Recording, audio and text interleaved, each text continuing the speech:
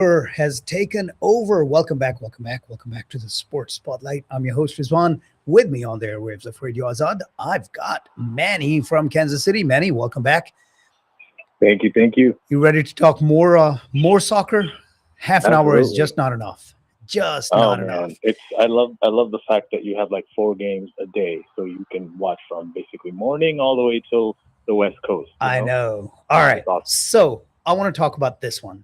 Actually, I think both of the evening games are interesting because of what the teams are coming off of. So Uruguay, Cabo Verde, we just talked about both of them having these having um, been involved in these surprising ties, right? One of them, Cabo Verde, having pulled off a surprising tie, and Uruguay on the other side having been coming off of a surprising victim of a draw. But here we are, Uruguay, Cabo Verde, in Miami Stadium. I feel like we should be playing going to Miami. But I don't know if we can afford the licensing fee for that. Um, hopefully nobody's going to question my 2 second rendition there as a licensing thing. I think you're good. I believe 5 seconds is the threshold. So I'll have to look that up because I think there is you can actually play a certain clip short enough to where licensing doesn't kick in, but we'll better safe Plus than sorry. singing, plus singing versus actually playing the music is a whole different thing. So you're fine. Trust me. Plus, Will Smith is not as popular as he was when he released Going to Miami. That's a whole different thing. Right? But let's keep Will Smith's name out of our mouths and talk Yeah. about Uruguay and Cabo Verde. How do you see this match going on? Um, Well, I mean, I think the surprise of the tournament so far is probably Cabo Verde, right? I yeah. mean, that team just to like tie Spain. And Uruguay, believe it or not, there's only 8 teams that have ever won the World Cup. 8 countries, rather. And Uruguay is one of them. They've Hmm. won twice. That's more than Oh, I didn't Spain realize and that they had won even England. twice. So they're a good team. I expect them to win. I think somehow Spain didn't play up to the level they did, and they should have against Cabo Verde. But I don't expect Uruguay to have a problem. But I could be wrong. This is the team of the tournament so far, though. Just what they've done with tying Spain. Absolutely. All right. On the other hand, as I said, both of the matches coming up this evening, teams involved in surprising draws. The other one, late night, 8 p.m. game, New Zealand and Egypt.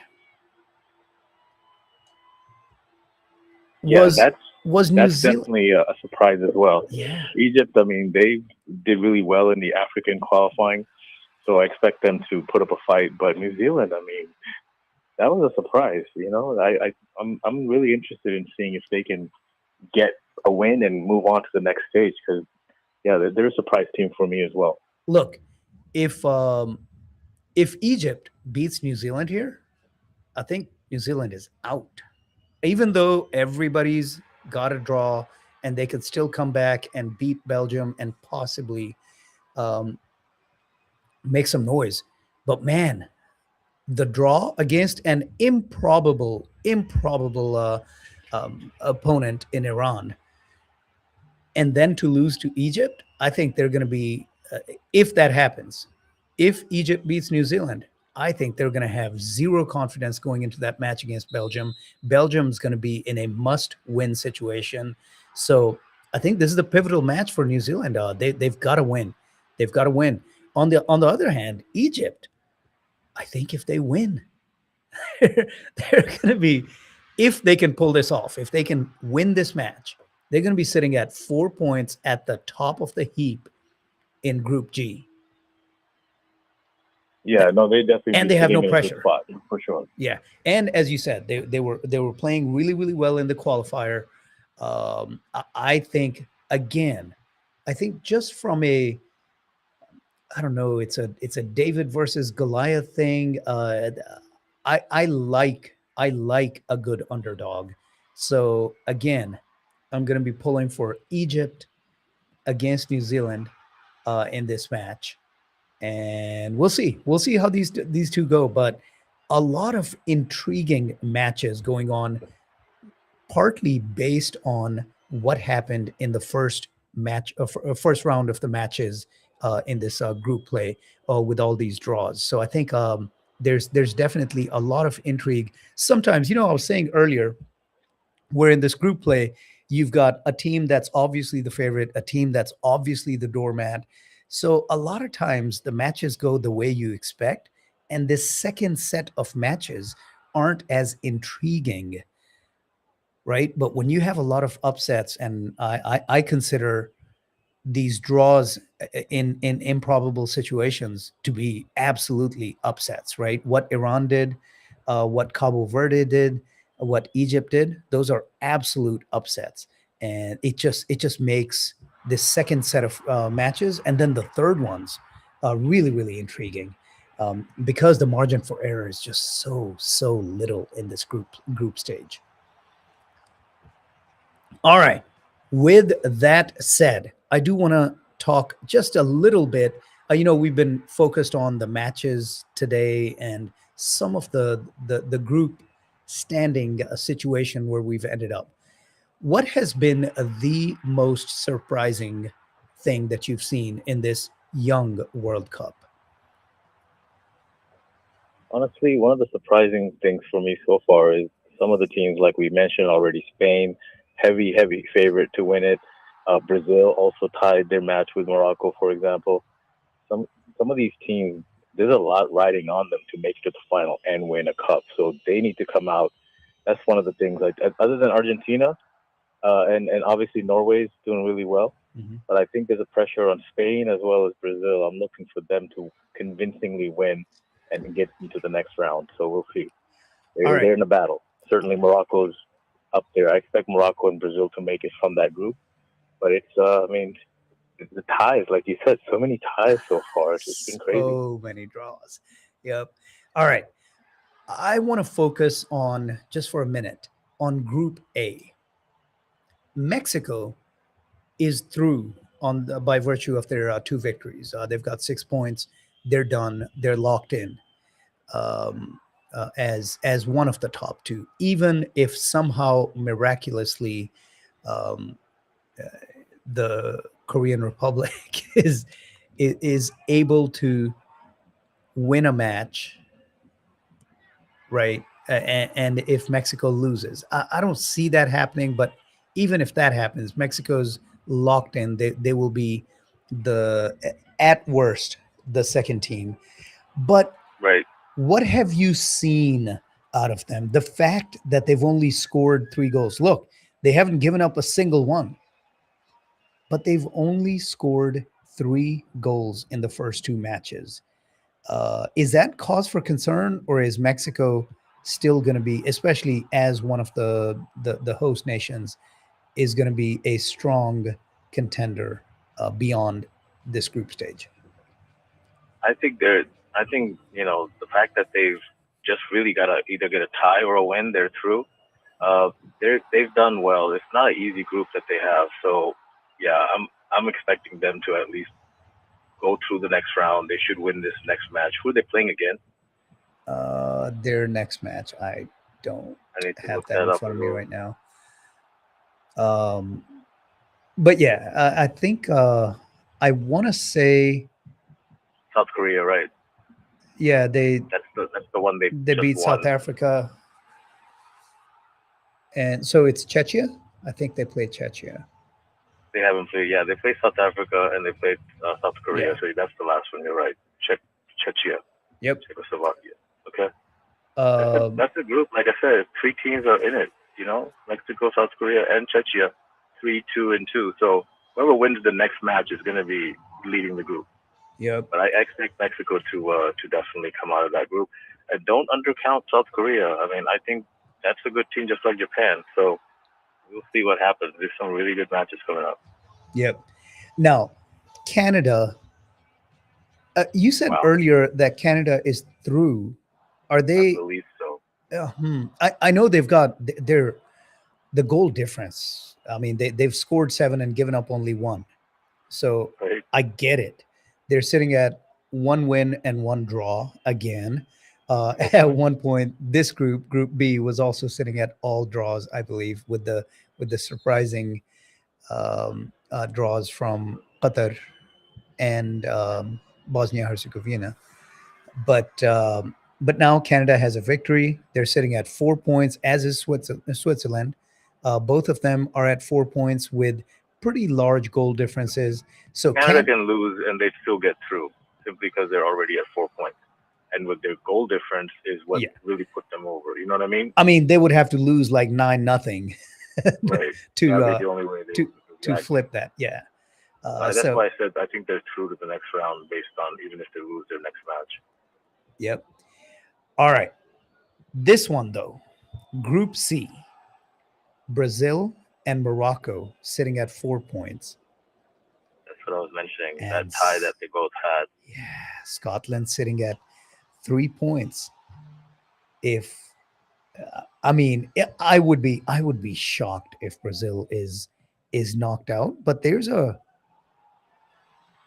possibility. You know, how do they say, the possibility of this happening is greater than zero. Mm. It might be pretty close to zero, but it's greater than zero that Brazil could miss out on advancing from the group stage if they lose their next match. So that one is going to be one to watch.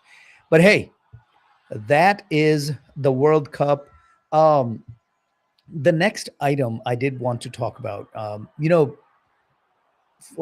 again, the fever has just taken place here in the US. I don't know if everyone listening out there has been following the World Cup, the game of soccer, for as long as it's been going on. But so last year we mentioned Argentina. Absolutely, they won the World Cup and brought the World Cup to South America. But before that, the World Cup had resided in Europe since 2002. I think 2002 Brazil won, and since then it had been a European victor holding the Yeah. trophy at the end of the France World twice Cup. in Spain. You're right. It's been the Europeans for a minute. Yeah. So Brazil is due. at the risk of making it sound like, this is not a, how do the kids say it? This is not a verse situation. I'm not making this South Africa versus Europe. But hey, our job here is to look at the data and analyze it and then predict. What do you see in your crystal ball? Do you think it's going to be a European country, or a South American country, or somebody else from another part of the world? Just probability. Here's what yeah. Give me what percent you think it's going to be the winner is going to be a European country. I mean, really just anyone's guess. But if you had to go by the past World Cups, the fact that it's only been European or South American, that means anyone from Asia, like Japan, South Korea, Saudi Arabia, or anyone from Africa Very is pretty small much probability pulling it not. off, right? Yeah, I personally think from Europe, Germany's looking good, but Holland, I mean, there's quite a few teams, but you shouldn't undercount what Argentina's doing. Like it'd be interesting to see how they play their next match, but they are the defending champs, and until you beat the champ, They are the you're not the champs. yeah exactly. So I'm looking for them. Brazil will be very important. They're in a tough group. Morocco's been really good in the last World Cup. I think they went into fourth place. So yeah, it'll be interesting what Brazil does and Spain does. Like I said earlier, they've not started well so far. Other than the Yep. match they had against Haiti, they expect them to win. But the Scotland Brazil game, that's going to be key because Scotland could beat Brazil and edge them out. You know what I mean? On the other side would be Morocco and Scotland if Brazil loses. So there's still a possibility Brazil doesn't make it, like you said, I mean by winning one and tying a game. They're just in a yeah, very competitive the group right there. intrigue, yeah, the intrigue of this group play, absolutely. There are, we cover here on the Sports Spotlight, we cover everything in the world of sports. Often cover cricket, and with the amount of World Cups that take place in the game of cricket, it feels like we're covering a World Cup every year. In the Yeah. group play, somehow the matches don't seem as important because the groups are bigger. The World Cup in this expanded format, they've really done a great job in this format where every match has intrigue, every match, like you just can't take any match for granted, no matter how much of a favorite you are over your opponent, no matter um, what the sports world thinks you're gonna do. Every match, man, it comes with pressure, it comes with importance, and you got to come through. And uh, you take you take one half off, and you end up in this situation where we're seeing a lot of favorites sitting right now with those unexpected ties. Surprisingly, I'm trying to think. I don't believe we've had a huge upset loss. It's been ties, which again, as I said, we still consider those to be upsets, but haven't seen an outright loss, if I remember correctly, unless there's been one that I'm missing right now. But so many of these draws, and I absolutely love the intrigue that has added here. So yeah, some of the big matches coming up. I think Argentina, Austria, that's going to be pretty easy. France and Iraq is going to be. I mean, I don't see that as being competitive at all. Do you see anything that I'm looking at matches for tomorrow? Do you see anything that Iraq can do here against France, or is that just going to be a walkover? It's gonna be a bloodbath. Yeah, I mean, that's I that's mean, that's one. I see them winning at least three, 4 goals. Yep. All right. Tuesday, the big one, of course, as we talked about, uh, the Republic of Congo, they get a shot at Colombia on Tuesday. I think that's going to be one to watch. But really, right at the top of the hour when we started, you mentioned Portugal. So Tuesday, Portugal plays Uzbekistan, and I expect Portugal to win, right? Absolutely. But I think there's some pressure because of what has transpired. This comes with some pressure, so it's going to be interesting. It's going to be the noon game on Tuesday, and boy, if the pressure gets to Portugal, and we're seeing an upset of any variety, either a loss or a tie, things are going to get really, really dicey for Portugal there. So great stuff coming up in the world of Football. soccer, football. All right. We are going to swivel the spotlight just a tad. Can you tell where we're going?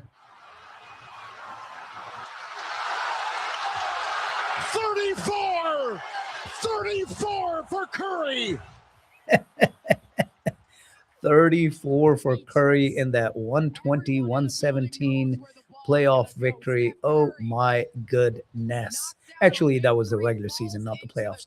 But boy, oh boy, the NBA season. Look, I'm not going to go back to talking about, I just want to focus on for the next 5 minutes on a different aspect of the NBA season.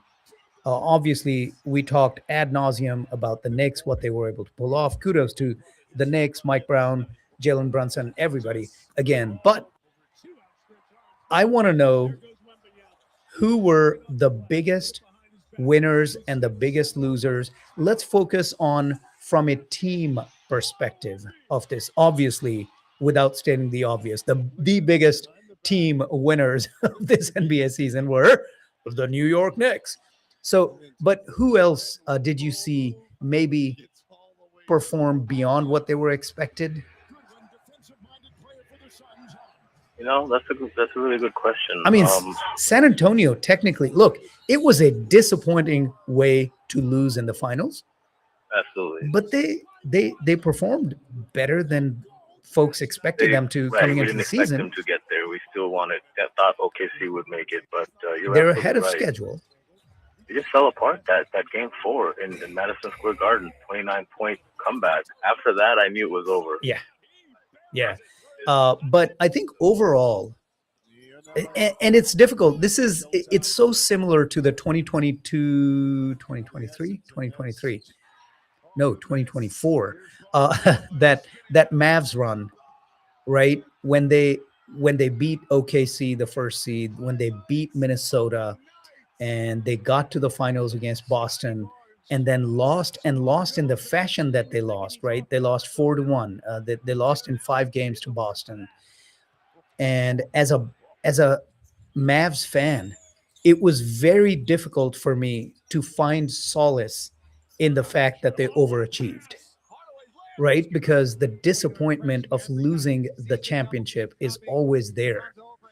Always there. I mean, I'll go back all the way back to 1994 with the Bills overachieving and getting to their 4th straight Super Bowl and then losing. And I was like, especially after having 3 straight losses already, right? Losing the 4th straight Super Bowl, I took zero joy in the overproduction, right? Overachievement that the team did, because the loss was of such magnitude. So I can totally understand San Antonio fans not being happy right now. But boy, oh boy, they absolutely overachieved as far as I'm concerned. Absolutely, they did. I totally agree. I think they have some big decisions to make. The chief one being De'Aaron Fox. They have to decide what they're going to do with him. If keep him because of the contract, then at least give Harper the starting. I think he deserves starting spot. You can't have a $50 million guy coming off the bench, man. I'm just saying. You're right. I'm agreeing with you, Harper. If you could trade him somehow, yeah. Yeah, but Harper deserves it. I mean, this is a classic albatross around your neck. De'Aaron Fox is. They just extended him. Did you know that his extension, the max extension that pays him I think it's $52 a year. He has 4 years. It was a 4-year extension. He has 4 years remaining. It doesn't even kick in until next season. So crazy. It doesn't even kick in until next season, and it's coming off of this disappointment, absolute meltdown. He essentially cost them the series in that Game 4 meltdown. Look, the whole team contributed, but boy, he was brought in and extended to the max for his veteran presence. Yes. I mean, he's gonna have a lot of pressure off season to either have an amazing season, because I think it's gonna be hard to get rid of him. They owe him $200 million. Nobody's taking that $200 million off their hands for cheap. He may have to come off like I said, he may start him in the beginning of the season, but you'll see. I think you can't keep Harper on the bench. You can't keep Harper on the bench. He would be a sophomore right now. Did you know that? If he was playing in college, he was. Oh, if Harper stayed this season, yeah. I think he's going to be 21 by the time the next season starts. He's going to be. He's young and a I star. don't see why he shouldn't start. I don't care. Yeah, contract or not, he deserves it. Absolutely.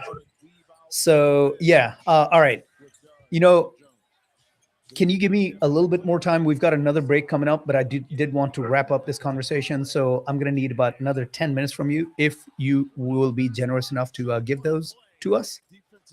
Yeah, absolutely. All right. You'll probably be in the car. You'll hear some in the background, but I'm definitely available. We can live with that. All right. We're going to take a short break. We're going to come right back, and we're going to talk more sports right here on the Sports Spotlight and Radio Azad.